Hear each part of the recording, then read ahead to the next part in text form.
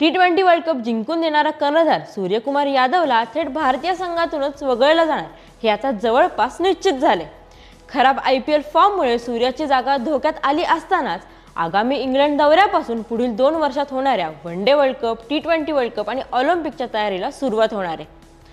अशात आता भारताचा नवा T20 कर्णधार कोण असणार याबाबत विचार सुरू झालाय।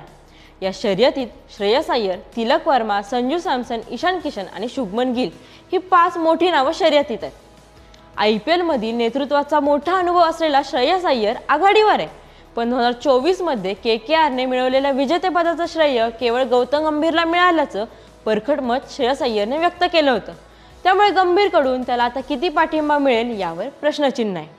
तसेच अशीही चर्चा आहे की गंभीरची पहिली पसंती संजू सॅमसनला आहे।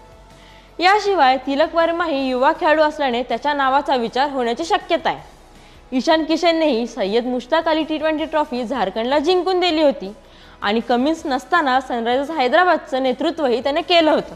त्यातून त्याच्या नेतृत्वाची झलकही त्याने दाखवली आहे।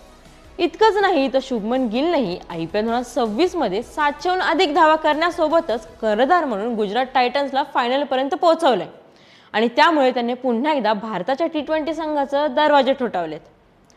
त्यामुळे आता भारताचा नवा T20 कर्णधार कोण असेल याबाबत उत्सुकता आहेच। तुम्हाला काय वाटतं, कोण होईल भारताचा नवा T20 कर्णधार? कमेंट्समध्ये नक्की सांगा।